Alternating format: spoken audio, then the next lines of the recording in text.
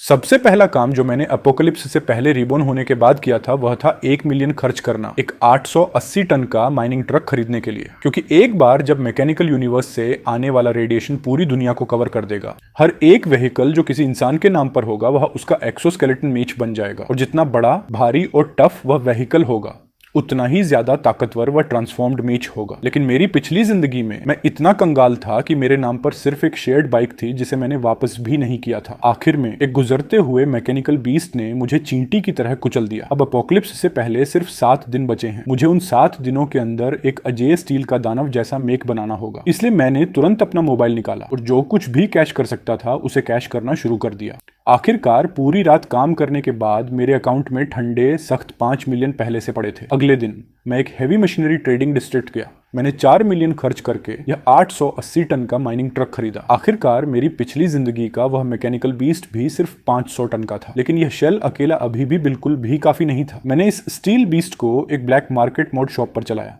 एक रैम जोड़ने के लिए और स्टील प्रोटेक्टिव मेश वेल्ड करने के लिए, फिर ट्रक बेड को एक मोबाइल आर्मरी में बदलने के लिए। मैं चाहता था कि हर कोई मेरे मेक से डरे। जब मेरा ट्रक शॉप के एंट्रेंस पर रुका, सब लोग चौंक गए। मैकेनिक लियू डपाओ ने स्टील बीस्ट को देखा और कहा, दोस्त तुम गलत मोड ले आए हो, है ना? ये एक रिपेयर शॉप है, ओपन पिट माइन नहीं। तुम्हारी वह चीज इतनी जोर से मेरी फाउंडेशन हिला गई कि उसमें दरार पड़ गई। मैंने अपनी जेब से एक नीला ब्लूप्रिंट निकाला और कहा, मैं यहाँ मेंटेनेंस के लिए नहीं आया हूँ, मैं यहाँ मॉडिफिकेशंस के लिए आया हूँ।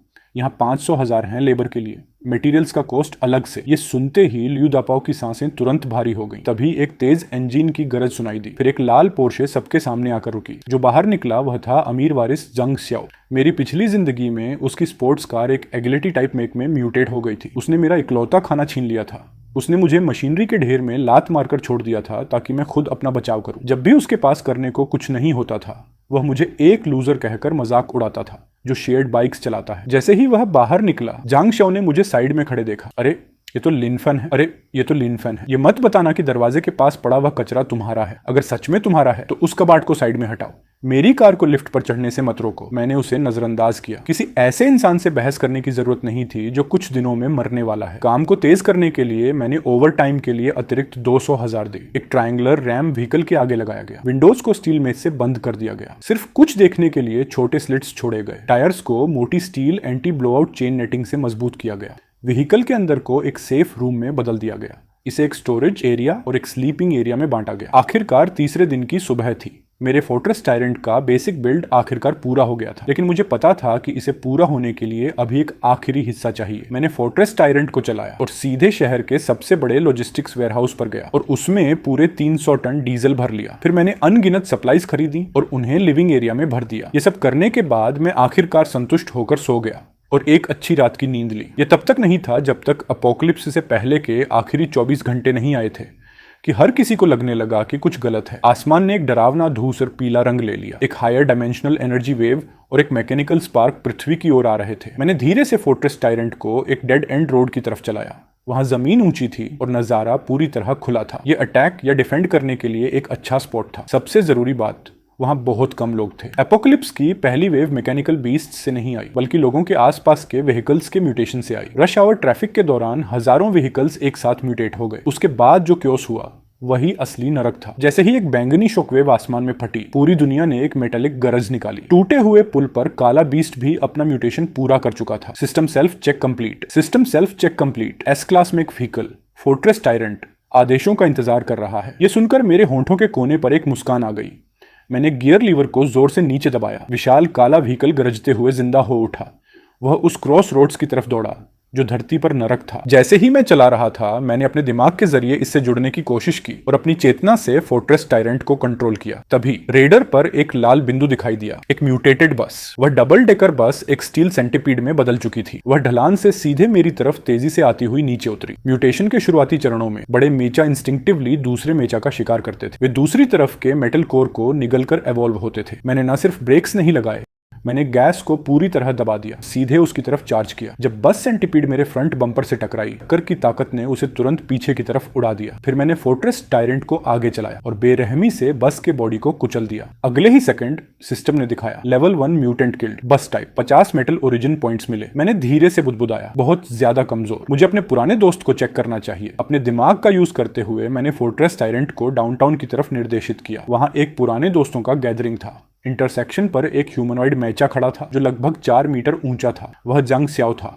वही जो पहले सुपर कार चला रहा था। सुपर कार टाइप मेचा की खासियत यह है कि वे अपोकलिप्स के शुरुआती दिनों में ही पूरा ह्यूमनॉइड फॉर्म डेवलप कर सकते हैं। जंग स्याओ की घमंडी आवाज उसके मेचा के स्पीकर्स के जरिए पूरे इंटरसेक्शन में गूंज रही थी। यही ताकत है। उस पल जंग स्याओ का घमंड अपने चरम पर पहुंच गया था। तभी दूर में एक विशाल अंधेरा आकार दिखाई दिया। उसने उस विशाल छाया को देखकर हैरानी से घूरा। वह उस गरीब आदमी की कार है। नहीं हो सकता, वह इतना बड़ा मेटल का ढेर हिल भी नहीं सकता। जलन और डर ने तुरंत उसकी समझ को डुबो दिया। जंग शो ने स्कारलेट लाइटनिंग को कंट्रोल किया और सीधे मेरी तरफ चार्ज किया। 2 सेकंड से भी कम में उसने 100 मीटर पार कर ली। उसके हाथ में carbon fibre high frequency vibrating blade सीधे मेरे एक टायर की तरफ निशाना बनाए हुए था। लेकिन जब उसने ब्लेड को नीचे लाया, जांग श्याओ का ब्लेड उल्टा टायर से टकराकर टूट गया। जोरदार रिकॉइल ने तुरंत उसका हाथ उड़ा दिया। यह देखकर मैंने फोर्ट्रेस टायरेंट को सीधे स्कारलेट लाइटनिंग के ऊपर चला दिया। अगले ही सेकंड वह लाल स्क्रैप मेटल का ढेर सीधे जमीन में कुचल दिया गया। वह एक पतली लाल स्क्रैप की शीट में बदल गया। उसके तुरंत बाद सिस्टम ने दिखाया level 1 mutant killed, super car type, एक रेयर स्पीड मॉड्यूल फ्रैगमेंट मिला। जैसे ही मैंने स्कारलेट लाइटनिंग को कुचला, 3 मैकेनिकल बीस्ट्स ऊपर बादलों से नीचे झपटे। कंक्रीट की जमीन भी अचानक फट गई। नीचे से एक बरोइंग टाइप बाहर निकला। मैंने हाथ बढ़ाया और कंसोल पर एक लाल बटन दबाया। हाइड्रोलिक सिस्टम के गर्जने के साथ व्हीकल के पीछे का कैमोफ्लेज टार्प फटकर हट गया। नीचे लगा twin mounted 30 millimetre auto cannon turret सामने आ गया। मैंने अपने होंठ चाटे। मेरी आंखें लड़ाई की पागल इच्छा से जल रही थी। आओ तुम सब एक साथ, मुझे तुम्हें दिखाने दो कि कैलिबर ही न्याय है। जब twin mounted 30 millimetre auto cannon के मोटर्स गर्म होने लगे और घूमने लगे, हवा आयनिकेशन की तीखी गंध से भर गई। आसमान में मौजूद 3 मैकेनिकल बीस्ट्स ने साफ तौर पर जमीन पर खड़े उस काले स्टील के ढेर की एंटी एयर ताकत को कम आंका था। उन्होंने अपने ब्लेड जैसे पंख समेटे और झुंड में एक साथ नीचे झपटे। उनके नीचे एसिड सैक्स खुल गए। हरा कोरोसिव फ्लूइड बाहर छिड़कने के लिए तैयार था। मैं कॉकपिट में बैठा था जब 3 लाल क्रॉस हेयर्स आसमान में टारगेट्स पर मजबूती से लॉक हो गए।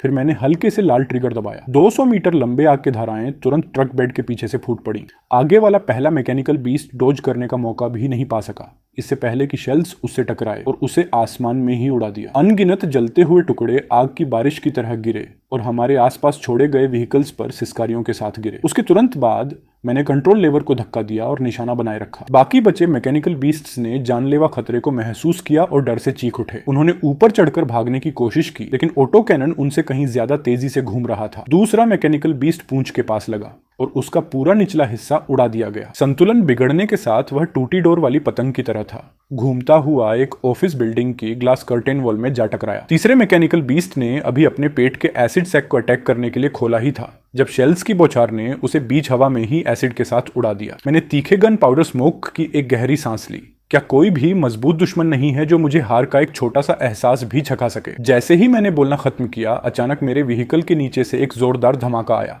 880 टन का व्हीकल हल्का सा डगमगाया। जमीन का एस्फॉल्ट लहरों की तरह उभर गया जब एक म्यूटेटेड हेवी एक्सकवेटर साइड से जमीन फाड़कर बाहर निकला। उसके विशाल स्टील जबड़े फोर्ट्रेस के बाएं पिछले पहिए पर झपटे। उसके तेज दांत ट्रैक आर्मर के गैप्स में फंस गए, मुझे 1 इंच भी आगे बढ़ने से रोकते हुए। लेकिन एक्सकवेटर ने वजन के फर्क को नजरअंदाज कर दिया था। यहां तक कि जब वह पागलों की तरह अपने हाइड्रोलिक आर्म को पीछे खींचकर फोर्ट्रेस को ढीला करने की कोशिश कर रहा था, फोर्ट्रेस टायरेंट 1 इंच भी नहीं हिला। व्हीकल के अंदर बैठा मैं कंट्रोल्स चलाते हुए व्यंग्य से मुस्कुराया। मैं तुम्हें दिखाता हूं कि असली इंडस्ट्रियल ग्रेड क्रशिंग कैसी दिखती है। फिर रिवर्स इंजन पूरी ताकत से गरजा। फोर्ट्रेस टायरेंट के विशाल पहिए पीछे की ओर घूमने लगे। टायर को पकड़े हुए एक्सकावेटर को नीचे जमीन में दबा दिया गया। सिर्फ 5 सेकंड में वह कुचलकर धरती में दब गया। उसके तुरंत बाद सिस्टम नोटिफिकेशन सुनाई दी। एक लेवल एक म्यूटेंट मारा गया, बस टाइप।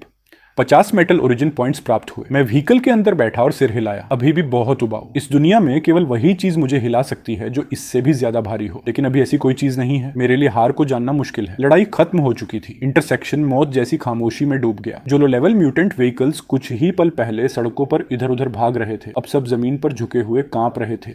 मैंने उन छोटे कमजोरों के पीछे नहीं गया। इसके बजाय मैंने उन मैकेनिकल बीस्ट्स के मलबे की तरफ देखा जिन्हें मैंने डिस्ट्रॉय किया था।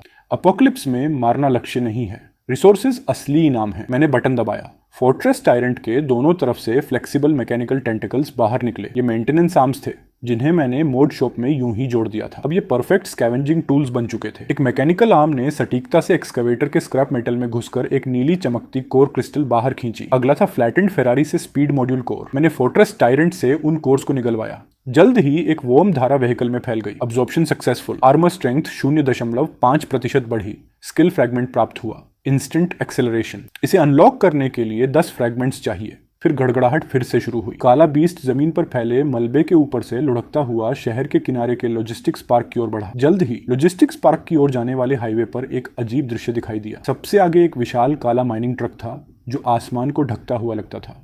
उसने सड़क को ब्लॉक कर रहे wrecked व्हीकल्स और भटकते हुए लो लेवल व्हीकल्स को बेरहमी से धक्का देकर हटाया। मजबूरी में खंडहरों के बीच एक चौड़ी सड़क बना दी और मुझसे लगभग 200 मीटर पीछे एक छोटा कन्वॉय सावधानी से पीछा कर रहा था। 3 प्राइवेट कार्स और एक छोटा पैनल वैन। मैंने पहले ही रेडार पर अपने पीछे के कन्वॉय को पकड़ लिया था, लेकिन मैंने उन्हें भगाया नहीं। अपोकलिप्स के शुरुआती दिनों में जो लोग जल्दी सिचुएशन समझ लेते हैं और इस तरह किसी और के सहारे चलने का फैसला करते हैं, वे आमतौर पर थोड़ा ज्यादा जीते हैं। और मेरे पीछे कुछ कैनन फोडर होने से वे अलार्म का भी काम कर सकते थे। हालांकि जब कन्वॉय पुल पर पहुंचा, उन्होंने पाया कि पुल का सिरा पहले से ही ब्लॉक था। 1 दर्जन से ज्यादा मॉडिफाइड पिकअप्स और एसयूवीज सड़क के पार खड़े थे। उनके व्हीकल्स ने एक कच्चा बैरिकेड बना दिया था। कई आदमी छतों पर खड़े थे, शॉटगन्स और फायर एक्सिस पकड़े हुए। हर एक खतरनाक दिख रहा था। अपोकलिप्स शुरू होने के कुछ ही घंटों बाद इंसानी स्वभाव की बुराई पहले ही सतह पर आने लगी थी। उन्होंने सड़क के एक अहम हिस्से पर कब्जा कर लिया था, सिर्फ उन लोगों को लूटने के लिए जो अपनी जान बचाकर भाग रहे थे। सभी व्हीकल्स रुक जाओ, वहीं रुक जाओ। गंजा लीडर एक रेंज रोवर के ऊपर खड़ा था, लाल सिग्नल बैटन लहराते हुए। उनकी नजर में कोई भी कार जो शहर से निकलने की कोशिश कर रही थी उसे टोल देना होगा। मेरे पीछे की कार साफ तौर पर डरी हुई थी। कुछ ने तो वापस मुड़ने की भी कोशिश की। ये देखकर मैंने रफ्तार कम नहीं की। इसके बजाय मैंने हायर गियर में डाला और सीधे पार निकलने के लिए चार्ज किया। विशाल काला ट्रक सूरज की रोशनी में एक बड़ी छाया डाल रहा था जो तेजी से पूरे बैरिकेड इलाके को ढक रही थी। गंजे आदमी का घमंडी चेहरा तुरंत जम गया। जैसे जैसे दूरी कम हुई, उसने आखिरकार देखा कि उसकी तरफ क्या आ रहा था। गंजे आदमी ने घबराहट में एक तेज चीख निकाली। उसने झंडा फेंक दिया और रेंज रोवर में कूदने की कोशिश की, लेकिन उसके आदमी आधा पल धीमे थे। उनमें से एक ने तो इंस्टिंक्टिवली शॉटगन उठाया और स्टील फोर्ट्रेस के टायर पर फायर कर दिया, लेकिन वह पूरी तरह बेकार था। मैंने फोर्ट्रेस टायरेंट के विशाल रैम को पिकअप्स और एसयूवीज से बने बैरिकेड में सीधे दे मारा। गंजा आदमी कार में घुस पाता उससे पहले ही जोरदार टक्कर ने उसे उड़ा दिया। वह गार्डरेल से टकराया और बेहोश हो गया। सिर्फ 3 सेकंड में बैरिकेड खत्म हो गया। चारों तरफ टूटी हुई कार्स के मलबे थे। मैंने उन पर एक नजर भी नहीं डाली। मैंने फोर्ट्रेस टायरेंट को सीधे पुल पर चला दिया। जाने से पहले मैंने उन व्हीकल्स से कोर्स भी उठा लिए। जल्द ही मैंने फोर्ट्रेस टायरेंट को एक सर्विस एरिया के प्लाजा तक चलाया और कोर्स को छांटने के लिए पार्क करने के लिए तैयार हो गया, साथ ही मेरे पीछे आने वाले लोगों को संभालने के लिए भी। जैसे ही मेरा व्हीकल रुका, पीछे आ रही कार्स जल्दी से लगभग 30 मीटर दूर रुक गई। दरवाजे खुले और कई लोग कांपते हुए बाहर निकले। एक सूट पहने मिडिल एज्ड आदमी ने सिगरेट्स का एक पैक उठाया। एक यंग कपल सहारे के लिए एक दूसरे पर झुके हुए थे और वर्क क्लोथ्स में एक यंग वुमन ने एक रिंच को कसकर पकड़ा हुआ था। उन्होंने एक दूसरे की तरफ देखा, फिर हिम्मत जुटाई और वहां मंदिर की तरह खड़े माइनिंग ट्रक की तरफ चल पड़े। मैंने कैब का दरवाजा खोला और ऊपर से उन्हें नीचे देखा। मैं अपने हाथ में एक मॉडिफाइड नेल गन से यूं ही खेल रहा था और ठंडे स्वर में कहा, तुम लोग पूरे रास्ते मेरा पीछा कर रहे थे, फ्यूल के लिए भुगतान करो। बेशक वह एक मजाक था, लेकिन उस तरह की स्थिति में वह एक शाही आदेश जैसा लगा। मिडिल एज्ड आदमी जल्दी से आगे आया। उसकी आवाज कांप रही थी जब वह चिल्लाया, सर धन्यवाद, अभी रास्ता साफ करने के लिए धन्यवाद। हमारा कोई बुरा इरादा नहीं है। हमारे पास कार में वाटर और फूड है, आप ये सब ले सकते हैं। हम बस यह चाहते हैं कि आप हमें आपका पीछा करते रहने दें। ये सुनकर मेरे होंठों पर एक व्यंग्य भरी मुस्कान आ गई। मेरा पीछा करना? क्या तुम लोग साथ भी चल पाओगे? यंग गर्ल अचानक चिल्लाई, हम साथ चलेंगे चाहे मर भी जाएं। मुझे पता है आप कहां जा रहे हैं। आप एक कैंप बनाने जा रहे हैं, सही? मैं एक मैकेनिकल इंजीनियरिंग स्टूडेंट हूं। मैं कार्स ठीक कर सकती हूं। मैं काम आ सकती हूं। यंग कपल की लड़की ने भी जल्दी से हाथ उठाया। मैं खाना बना सकती हूँ। मजबूत मिडिल एज्ड आदमी ने भी अपना आईडी निकाला। मैं एक सर्जन हूँ। अभी शायद कोई मेडिसिन नहीं है, लेकिन मैं छोटों का इलाज कर सकता हूँ। एक मैकेनिक, एक डॉक्टर और लॉजिस्टिक्स के लिए कोई। मैंने भौं उठाई। ये असल में एपोकलिप्स के शुरुआती दिनों के लिए काफी मजबूत लाइनअप था। भले ही इस जिंदगी में मेरे पास एक अजेय फोर्ट्रेस है, लोगों को फिर भी आराम चाहिए। कुछ काम सच में एक्स्ट्रा हाथों की जरूरत होती है। इसलिए मैं एक पल के लिए चुप रहा, फिर ठंडे स्वर में कहा, मैं फ्री में खाने वालों को नहीं रखता। अगर तुम लोग मेरा पीछा करना चाहते हो, पीछे मत रहना। वहां मौजूद हर किसी के लिए मेरे शब्द स्वर्ग के संगीत जैसे लगे। नीचे के लोग इतने खुश थे कि लगभग रो पड़े। हर जगह मॉन्स्टर्स और इंसानी जिंदगी की कोई कीमत नहीं होने के बीच अपोकलिप्स के पहले दिन ही किसी इतने मजबूत इंसान का पीछा कर पाना लगभग भगवान का आशीर्वाद था। कैब के अंदर मैंने चुपचाप चीजों के बारे में सोचा।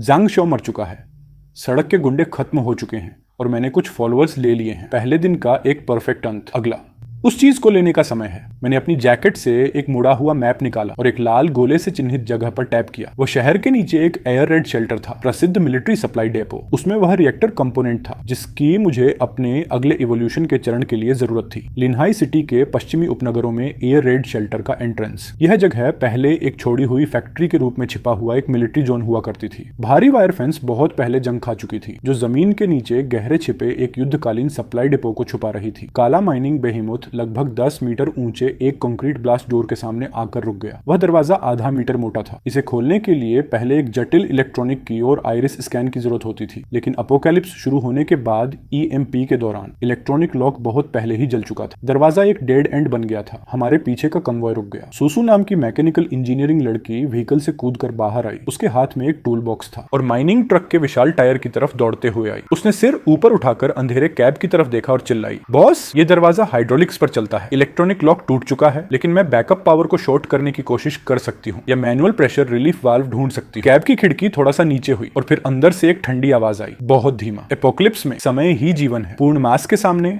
ऐसा कुछ नहीं है जिसे तोड़ा नहीं जा सकता। मैंने उस विशाल कंक्रीट दरवाजे की तरफ देखा।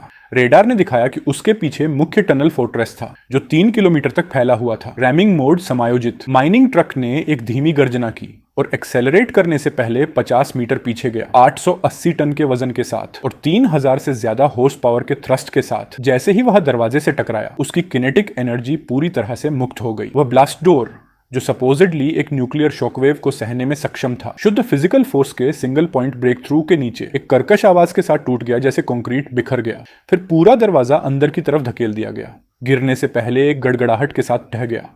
जहां तक मेरे फोर्ट्रेस का सवाल है, उसके रैंप पर सिर्फ थोड़ा सा पेंट उखड़ा।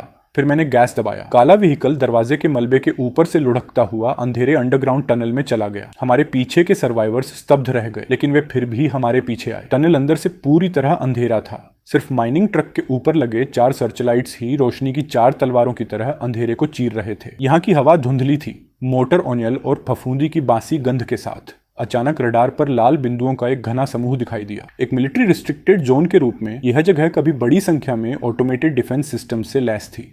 मैकेनिकल स्पार्क के रेडिएशन के तहत ये कभी निर्जीव मशीन्स भी म्यूटेट हो गई थी। आगे टनल के ऊपर कई उल्टे लटके ऑटोमेटेड सेंट्री गन्स ने अचानक अपनी बैरल्स घुमा दी।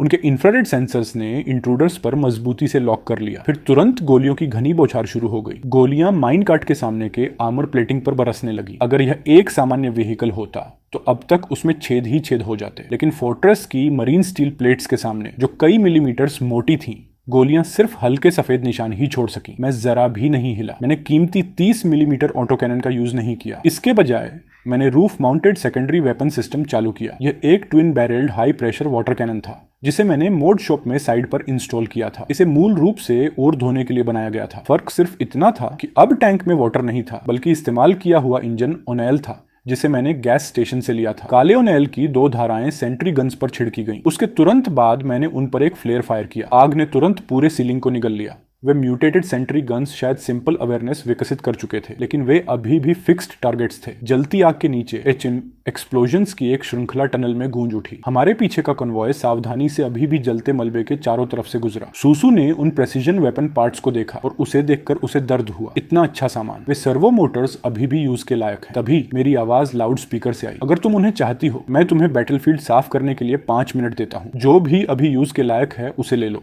हमें बाद में रिपेयर्स के लिए इसकी जरूरत होगी। इससे सुसु की आंखें चमक उठी। वह तुरंत व्हीकल से कूद गई और कई लोगों को साथ लेकर पागलों की तरह पार्ट्स निकालने लगी। यही एक वजह थी कि मैंने उन्हें साथ लाया था। मुझे एक प्रोफेशनल लॉजिस्टिक्स टीम चाहिए थी जो इस सारे लूट को कॉम्बैट पावर में बदल सके। जल्द ही लंबे टनल से गुजरने के बाद हम आखिरकार सबसे गहरे स्तर पर मुख्य स्टोरेज एरिया तक पहुंच गए। जगह अचानक खुल गई। ये एक सॉकर फील्ड जितनी बड़ी थी। एक के बाद एक बड़े शेल्फ्स गहरे हरे वुडन क्रेट से भरे हुए थे। Guns, ammunition, military rations.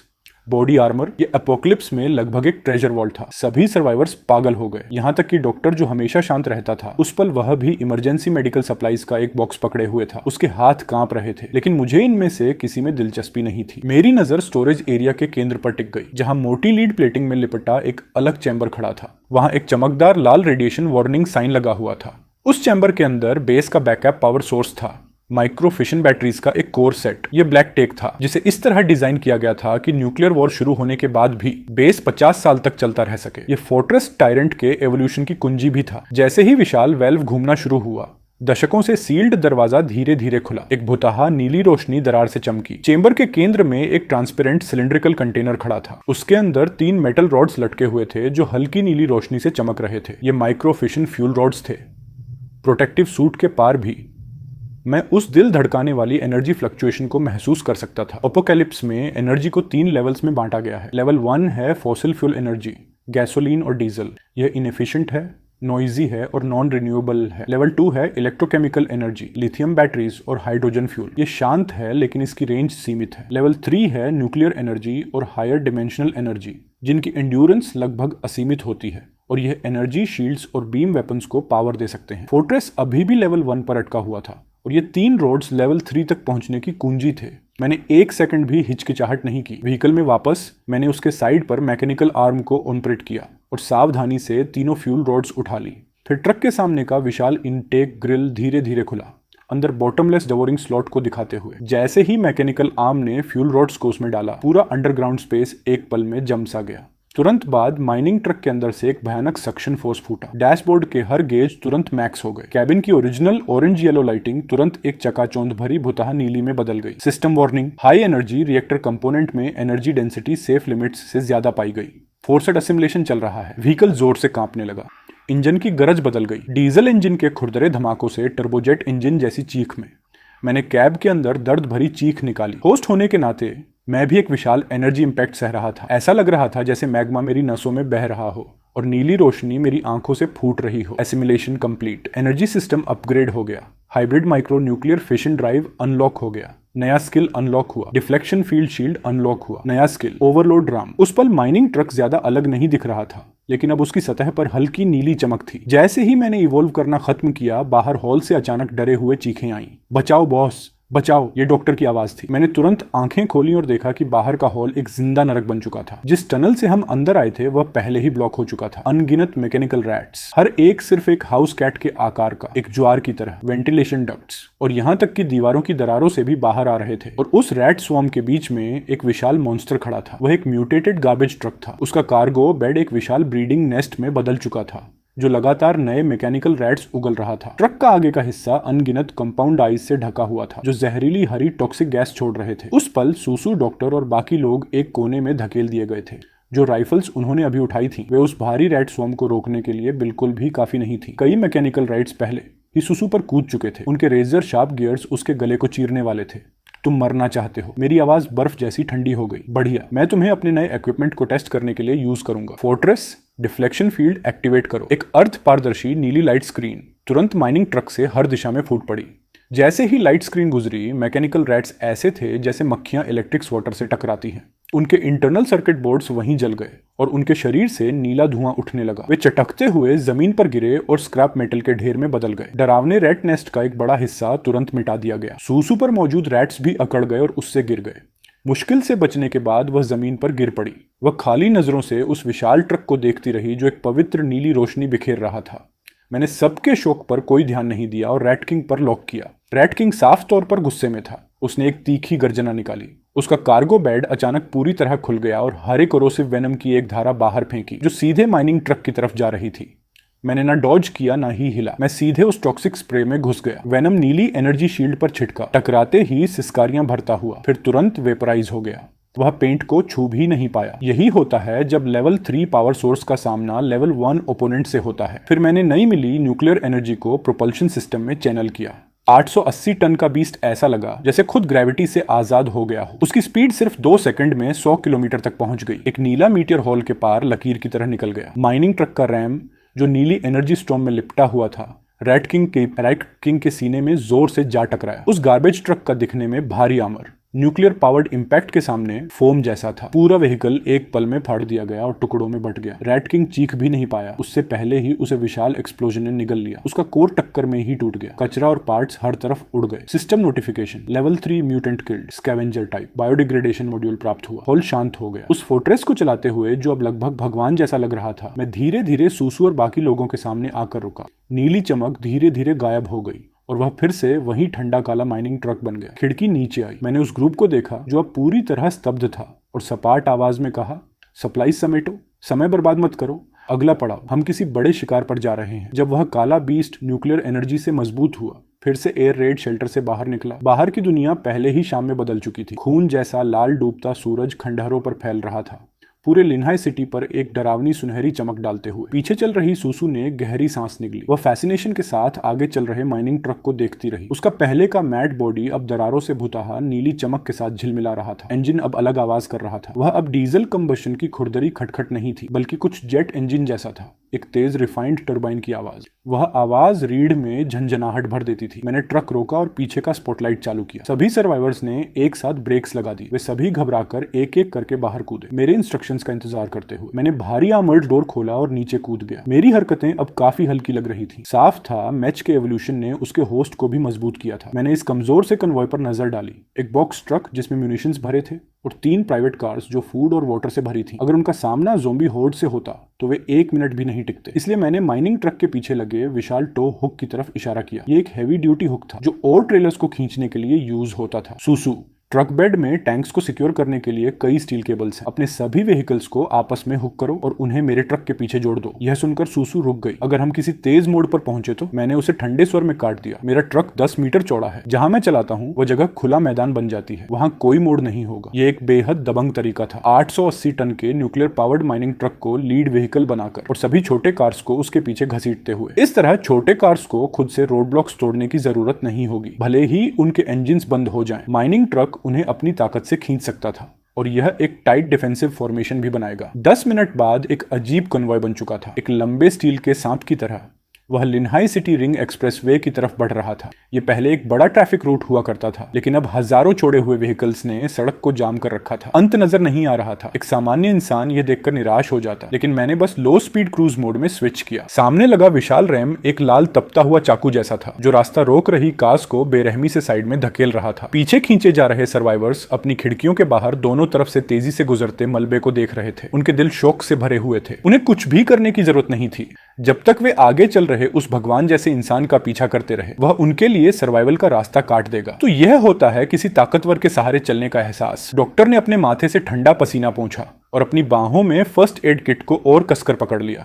लेकिन जो वह नहीं जानता था वह यह था कि यह सारा शोर आसमान के ऊपर से शिकारियों को खींच रहा था। मैं ड्राइवर सीट पर बैठा था। मेरे सामने होलोग्राफिक रेडर पर लाल बिंदुओं का एक घना झुंड अचानक दिखाई दिया। वे जमीन पर नहीं थे, वे आसमान से नीचे गोता लगा रहे थे। अपोकलिप्स में अगर तुम जमीन पर बहुत ज्यादा शोर करते हो तो तुम आसमान के स्कैवेंजर्स को आकर्षित करोगे। पैनोरेमिक सनरूफ के जरिए मैंने देखा कि काले बादलों का एक झुंड हमारी तरफ तेजी से आ रहा था। वह म्यूटेटेड गार्गोइल ड्रोन्स का एक स्वॉर्म था। वे मॉन्स्टर्स थे जो सिविलियन कैमरा ड्रोन्स और म्यूटेटेड बर्ड्स ऑफ प्रे के फ्यूजन से बने थे। उनके प्रोपेलर्स तेज हड्डी जैसे रोटर्स में बदल गए थे। उनके कैमरास लाल कंपाउंड आईज बन चुके थे। उनके शरीर के नीचे माइक्रोबॉम्ब्स या तेज ग्रैपलिंग हुक्स लटके हुए थे। उनमें कम से कम 500 थे। उनकी तीखी भनभनाहट इंजन की गर्ज को दबा रही थी।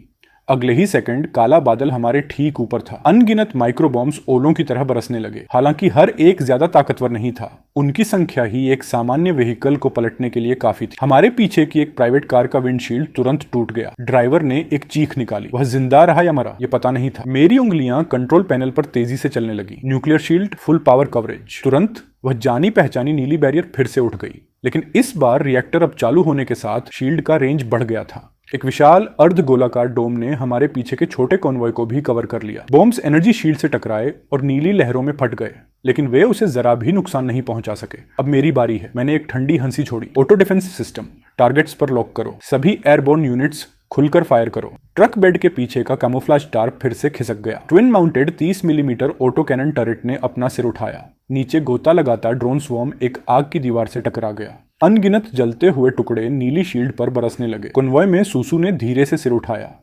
उसने एक नजर डाली और तुरंत सामने के दृश्य से स्तब्ध रह गई। वह काला माइनिंग ट्रक एक ऊंचे फोर्ट्रेस जैसा था जो डिस्ट्रक्शन के बीच मजबूती से खड़ा था। आसमान और जमीन दोनों पर अपनी फायर पावर बरसा रहा था।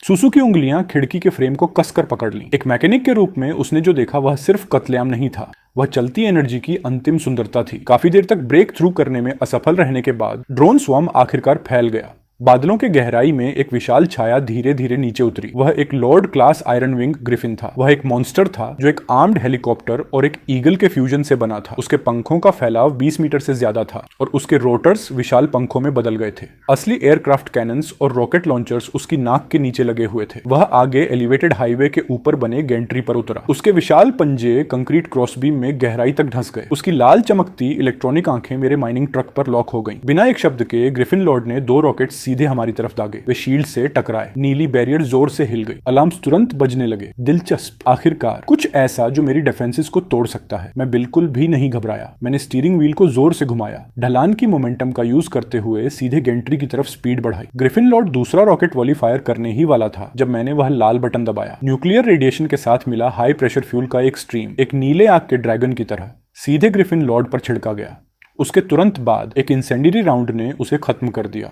ग्रिफिन लॉर्ड तुरंत एक विशाल आग के गोले में बदल गया। गर्म होने वाला पहले से ज्वलनशील एविएशन फ्यूल जल उठा और न्यूक्लियर एनर्जी की तीव्र गर्मी के साथ उसके धातु के पंख पिघलने लगे। उसका विशाल शरीर संतुलन खो बैठा और एक उल्का की तरह जोर से हाईवे पर गिरा। वह ठीक माइनिंग ट्रक के सामने आकर गिरा। मैंने कोई दया नहीं दिखाई। मैंने फोर्ट्रेस टायरेंट को सीधा उसके शरीर के ऊपर चला दिया। यहाँ तक कि एक आर्म्ड हेलीकॉप्टर का आर्मर भी सैकड़ों टन के दबाव के नीचे छपटा हो गया। लड़ाई खत्म हो गई। 5 किलोमीटर के दायरे के अंदर का आसमान साफ हो गया। एक भी पक्षी ने इस इलाके के ऊपर दोबारा उड़ने की हिम्मत नहीं की। आखिरकार आधी रात को हम अपने डेस्टिनेशन पर पहुंच गए। Linhai international convention and exhibition centre. यहाँ की जमीन पूरी तरह खुली है। इसके चारों तरफ मजबूत दीवारें हैं और मुख्य बिल्डिंग एक विशाल स्टील एग्जीबिशन हॉल है। इसे फोर्ट्रेस में बदलने के लिए परफेक्ट है। सबसे महत्वपूर्ण, यहाँ का अंडरग्राउंड पार्किंग गराज बहुत विशाल है। ये इतना बड़ा है कि इस विशाल माइनिंग ट्रक को समा सके। मैंने ट्रक को कन्वेंशन सेंटर के प्लाजा के बीच में पार्क किया। मेरे पीछे के छोटे व्हीकल्स भी रुक गए। सबने अपने दरवाजे खोले और कांपते पैरों से बाहर निकले। उन्होंने माइनिंग ट्रक को देखा जो अभी भी पूरी तरह बिना नुकसान के था और उनकी आंखों में हैरानी के अलावा कुछ भी नहीं बचा था। मैं हाथ में बियर का एक कैन लेकर ट्रक से नीचे कूदा। हम आज रात यहीं कैंप करेंगे। सुसु, कुछ लोगों को लेकर बैकअप जनरेटर्स चेक करो। अगर उनमें से कोई खराब है उसे ठीक करो। डॉक्टर, हॉल के अंदर मेडिकल सप्लाईज इकट्ठा करो। बाकी सब व्हीकल्स को एक सर्कल में लगाओ और पेरीमीटर सेट करो। जब सब काम पर लग गए, मैं अकेले माइनिंग ट्रक के ऊपर चढ़ गया। मैं उस विशाल कैनन टर्रेट के पास बैठा, बियर का टैब खोला और सिर पीछे करके बर्फ जैसी ठंडी बियर का एक घूंट लिया। दूर आग की लपटें आसमान में उठ रही थीं और हल्की चीखें सुनाई दे रही थीं और मेरे पैरों के नीचे एक अजेय फोर्ट्रेस था और पूरी तरह वफादार फॉलोअर्स का एक समूह। अब समय था इस शहर को बताने का कि उसका नया मालिक कौन है। ज्यादा समय नहीं बीता, 3 दिन गुजर गए। उन 3 दिनों में मैं खाली नहीं बैठा। सुसु ने कई सर्वाइवर्स को लीड किया जो मशीनरी जानते थे और हॉल के अंदर के फोकलिफ्ट्स और स्टील बीम्स का यूज करके फोर्ट्रेस टायरेंट की मेंटेनेंस की। इसी बीच डॉक्टर ने एक ठीक ठाक फील्ड हॉस्पिटल सेट किया। एक प्रॉपर फील्ड हॉस्पिटल। पूरी टीम घबराई और तनाव में रहने से बदलकर एक परफेक्टली ट्यून्ड मशीन बन गई। लेकिन वह शांति चौथे दिन की सुबह टूट गई। जमीन पर छोटे पत्थर एक स्टेडी रिदम में उछलने लगे। कप में पानी में लहरें फैल गईं। मैंने तुरंत अपनी आंखें खोली और दूर से डीजल इंजिन्स के एक बड़े समूह की गर्जना पकड़ ली। होराइजन पर पीली धूल का एक विशाल बादल उठा। एक विशाल दम घोंट देने वाला कॉन्वॉय कन्वेंशन सेंटर की तरफ बढ़ रहा था। वे ज़ॉम्बी व्हीकल्स नहीं थे बल्कि इंसानी हाथों से मॉडिफाइड वॉर मशीन्स थे। यह एक फ्लीट था जो पूरी तरह हैवी ड्यूटी पिकअप्स और मॉडिफाइड ऑफ रोड व्हीकल्स से बना था। वहां कुछ कैश ट्रांसपोर्ट ट्रक्स भी थे जिन पर स्टील प्लेट्स वेल्ड की गई थी। उन पर खून जैसे लाल स्कल के निशान बने थे। हर व्हीकल के ऊपर या तो हैवी मशीन गन या होममेड रॉकेट लॉन्चर लगा था और कॉन्वॉय के बिल्कुल सेंटर में बाकी के बीच घिरा हुआ एक विशाल बीस्ट था। वह एक लैंड क्रूजर था। उसे एक extra long heavy flatbed trailer से कन्वर्ट किया गया था। उसमें सिर्फ एक 3 मंजिला कमांड टावर ही नहीं बना था बल्कि उसमें एक बड़ा क्रेन आर्म भी लगाया गया था। मैंने उन्हें पहचान लिया। वह ब्लड स्कल लीजन था मेरी पिछली जिंदगी से। वे लिन्हाई सिटी की सबसे बड़ी रेडर फोर्स थे।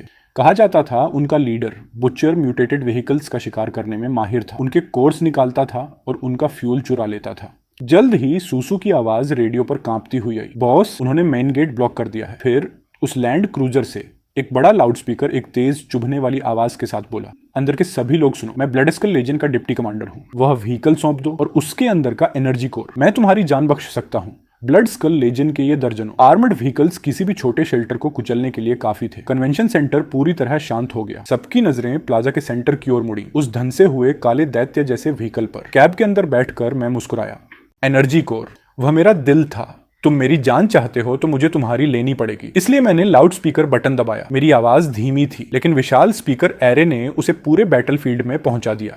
निकल जाओ या मर जाओ। बाहर के रेडर्स एक पल के लिए जम गए, फिर हंसी में फट पड़े। तुमने आसान रास्ता ठुकराया तो हमें कठिन रास्ते के लिए दोष मत देना। लड़कों, इस जगह को उड़ा दो। उस आदेश पर दर्जनों रॉकेट्स आग की लपटें छोड़ते हुए आगे बढ़े और कन्वेंशन सेंटर की ग्लास कर्टन वॉल पर आग की बारिश की तरह आकर टकराए। मैंने कवर के पीछे छुपना नहीं चुना। विशाल काला मेनिंग ट्रक एग्जीबिशन हॉल के सामने के ग्लास डोर्स को तोड़ते हुए सीधा बाहर निकला और खुले पिंजरे से छूटे हुए बाघ की तरह प्लाजा में घुस गया। नीला शील्ड सूरज की रोशनी में चमकदार रोशनी के साथ चमका जब गोलियों और रॉकेट्स की बौछार उस पर टकराई। उन्होंने सिर्फ बाहर की ओर लहरें भेजी। वे ट्रक को बिल्कुल भी नुकसान नहीं पहुंचा सके। रेडर्स स्तब्ध रह गए। उन्होंने पहले हेवीली आर्मर्ड व्हीकल्स देखे थे, लेकिन कभी ऐसा नहीं जिसमें अपना एनर्जी शील्ड हो। इस बार यह सिर्फ 30 मिमी ऑटो कैनन नहीं था। माइनिंग ट्रक के दोनों तरफ दो कतारों में सघन भरे लॉन्च पोर्ट्स अचानक बाहर निकल आए। ये मैन पोर्टेबल थर्मोबारिक बॉम्ब्स थे जिन्हें मैंने रास्ते में आर्मीरी से उठाया था। सूसू ने उन्हें व्हीकल माउंटेड मल्टीपल लॉन्चर में मॉडिफाई किया था। 24 थर्मोबारिक बॉम्ब्स दहाड़ते हुए निकले। वे दर्जन भर व्हीकल्स तुरंत स्क्रैप मेटल में बदल गए। अंदर के रेडर्स चीख भी नहीं पाए, इससे पहले कि प्रेशर वेव ने उनके फेफड़े चकनाचूर कर दिए। वैनगार्ड का विनाश ब्लड स्कल लीजन को डराने के बजाय उन्हें और ज्यादा हिंसक बना गया। ये न्यूक्लियर पावर है, ये न्यूक्लियर पावर्ड व्हीकल है। अगर हम इसे ले लें तो हम दुनिया पर राज करेंगे। वह विशाल लैंड क्रूजर आखिरकार चला। वह पटरी से उतरी ट्रेन की तरह था। गरजते हुए प्लाजा में घुस आया। उसका हथियार कोई कैनन नहीं था, बल्कि वह विशाल क्रेन आर्म था। उसे लटका हुआ था 10 टन का इलेक्ट्रोमैग्नेटिक सक्शन पैड। इसे खास तौर पर म्यूटेटेड व्हीकल्स को पकड़ने के लिए डिजाइन किया गया था। एक शक्तिशाली इलेक्ट्रोमैग्नेटिक वेव तुरंत मेरे माइनिंग ट्रक को घेर लिया। अगर यह कोई साधारण म्यूटेटेड व्हीकल होता तो उसके इलेक्ट्रॉनिक सिस्टम्स अब तक डिसेबल हो चुके होते, लेकिन फोर्ट्रेस टायरेंट के पास न्यूक्लियर एनर्जी शील्ड था। इलेक्ट्रोमैग्नेटिक वेव्स पूरी तरह ब्लॉक हो गई। मैंने उस विशाल क्रेन आर्म को देखा जो मेरी ओर बढ़ रहा था। मेरी आंखों में तिरस्कार की झलक थी। मैंने इसे लो रेंज 4 व्हील ड्राइव में डाला और पीछे हटने के बजाय आगे बढ़ा। मैंने सीधे उस लैंड क्रूजर में टक्कर मारी जो मेरे से 2 गुना लंबा था। धरती हिला देने वाली टक्कर के साथ दोनों विशाल व्हीकल्स एक दूसरे से टकराए। जमीन जोर से हिली और कंक्रीट प्लाजा तुरंत फट गया। लैंड क्रूजर का सामने का हिस्सा टकराते ही अंदर की ओर मुड़ गया, लेकिन उसके एक्स्ट्रा लॉन्ग शरीर और उसके 20 पहियों की पकड़ के कारण वह माइनिंग ट्रक के इंपैक्ट को झेलने में कामयाब रहा। क्रूजर के कमांड टावर पर बुचर, उसका चेहरा मांस से भरा हुआ, पागल की तरह गरजा, इसे जकड़ लो। विशाल electromagnetic suction pad mining truck के शील्ड से जोर से टकराया। उसे शुद्ध फिजिकल फोर्स से कुचलने की कोशिश कर रहा था। भले ही कैब के अंदर लाल वार्निंग लाइट्स चमक रही थीं, लेकिन मैं डरावनी तरह से शांत रहा। मैंने रेडियो में कुछ उलझाने वाला कहा, सूसू उसे उड़ा दो। यह निकला कि अभी की टक्कर में सूसू द्वारा चलाया गया सेल्फ डिस्ट्रक्ट रोबोट पहले ही चुपचाप लैंड क्रूजर के चैसी के नीचे घुस चुका था। ठीक उसके नीचे मेन फ्यूल टैंक था। जैसे ही सूसू ने डिटोनेटर दबाया, एक भयानक एक्सप्लोजन अचानक क्रूजर के नीचे फट पड़ा। यह पूरे व्हीकल को नष्ट करने के लिए काफी नहीं था, लेकिन इसने मेन ड्राइव शाफ्ट को उड़ा दिया और इसने फ्यूल टैंक को आग लगा दी। आग तुरंत काबू से बाहर हो गई। मैंने उस छोटे से जाम हुए पल को पकड़ लिया। एनर्जी फील्ड जो शील्ड को बनाए रख रही थी, एक पल में उलटी दिशा में संकुचित हुई और फिर माइक्रो रैम के जरिए छोड़ी गई। एक नीली शॉकवेव जो नंगी आंखों से दिखाई दे रही थी, सीधे लैंड क्रूजर के शरीर के आर पार निकल गई। वह घमंडी लैंड क्रूजर बीच से टूटने लगा। उसकी विशाल कील टूट गई। उसका कमांड टावर धड़ाम से गिर पड़ा। बटर की बेबस चीखों के बीच मैंने माइनिंग ट्रक को आगे बढ़ाया और उसे फिर कुचल दिया। विशाल इंजीनियरिंग टायर्स क्रूजर के मलबे पर चढ़ गए और इस मोबाइल फोर्ट्रेस को और उसके अंदर की सारी महत्वाकांक्षा को पूरी तरह अपने नीचे रौंद दिया। बाकी बचे रेडर्स तुरंत बिखर गए। उन्होंने अपने वेपन्स और आर्मर फेंक दिए और अपने बचे हुए मलबे जैसे व्हीकल्स में हर दिशा में भाग गए। मैं जलते हुए मलबे के ऊपर रुक गया और बैटलफील्ड पर नीचे नजर डाली। सूसू और डॉक्टर ने लोगों को लीड करते हुए शेल्टर से बाहर दौड़ते हुए निकाला। वे माइनिंग ट्रक के चारों ओर इकट्ठा हुए, खुशी से चिल्लाते हुए। उन्होंने उस काले दैत्य को देखा जो मलबे के ऊपर ऊंचा खड़ा था और कैब में बैठे आदमी को जैसे कोई भगवान। उस पल वे अब सिर्फ सर्वाइवर्स नहीं थे, वे इस नए राजा के सब्जेक्ट्स भी थे। लड़ाई खत्म होने के अगले दिन कन्वेंशन सेंटर पूरी तरह अलग दिख रहा था। मैंने किसी को भी आराम नहीं करने दिया। इसके बजाय मैंने कंस्ट्रक्शन का एक पागलपन भरा दौर शुरू कर दिया। वह नष्ट हुआ लैंड क्रूजर मलबा बन चुका था, लेकिन उसने बहुत बड़ी मात्रा में स्टील प्लेटिंग, वेपन्स और सप्लाईज छोड़ दी थी। सुसु ने वर्कर्स को निर्देश दिया कि वे उन स्टील प्लेट्स को निकालें और उन्हें कन्वेंशन सेंटर की दीवारों पर वेल्ड करें, एक असली स्टील की दीवार बनाते हुए। डॉक्टर ने रेडर्स द्वारा छोड़ी गई दवाइयों को छांटा और एक फील्ड हॉस्पिटल तैयार किया जो सर्जरी कर सके। जहां तक मेरी बात है, मैंने एक चौंकाने वाला फैसला लिया। मैंने फोर्ट्रेस टायरेंट को एग्जीबिशन सेंटर के मेन हॉल में पार्क किया। फिर मैंने मोटे पावर केबल्स का एक सेट जोड़ा, mode switch, core power supply mode, mining truck के अंदर का माइक्रोन्यूक्लियर रेकोनाइट रिएक्टर पूरे बेस को पावर देने लगा। लाइट्स जल उठी, एयर कंडीशनिंग चालू हो गई, वाटर प्यूरिफिकेशन सिस्टम काम करने लगा, यहाँ तक कि एग्जीबिशन हॉल के ऊपर की जायंट स्क्रीन भी जगमगा उठी। इस पूरी तरह अंधेरे मौत जैसी खामोश पोस्ट एपोकालिप्टिक वेस्टलैंड में एग्जीबिशन सेंटर एक ऐसी सिटी बन चुका था जो कभी नहीं सोती। ये अब सिर्फ एक टेम्परेरी शेल्टर नहीं था, यह टायरेंट सिटी था। 1 महीने बाद टायरेंट सिटी का आकार 2 गुना हो गया था। आसपास के इलाके से सर्वाइवर्स झुंड बनाकर यहाँ आने लगे, शेल्टर की तलाश में। उस समय मैं एग्जीबिशन सेंटर की छत पर खड़ा था। मेरे बगल में फोर्ट्रेस टायरेंट था, जिसे एक बार फिर अपग्रेड किया गया था। अब उसमें लैंड क्रूजर से लिया गया इलेक्ट्रोमैग्नेटिक क्रेन आर्म लगा हुआ था। उसमें सीमित ट्रांसफॉर्मेशन एबिलिटीज भी थी। वह एक फिक्स्ड गन टरेट बंकर में बदल सकता था। तभी सुसु एक टैबलेट लेकर मेरे पास आई। उसका चेहरा गंभीर था। बॉस, रडार ने कोस्ट के पास अबनॉर्मल एनर्जी फ्लक्चुएशंस पकड़ी है। एनर्जी रीडिंग हमारी से 10 गुना है।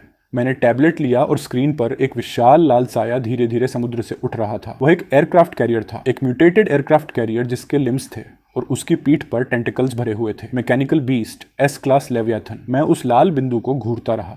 मेरी आंखों में कोई डर नहीं था, सिर्फ और भी ज्यादा उग्र लड़ने की इच्छा थी। मैंने अपने बगल में माइनिंग ट्रक को थपथपाया। झुआंगजिया, लगता है यह अभी भी अंत नहीं है। हमारी यात्रा अभी बस शुरू हुई है।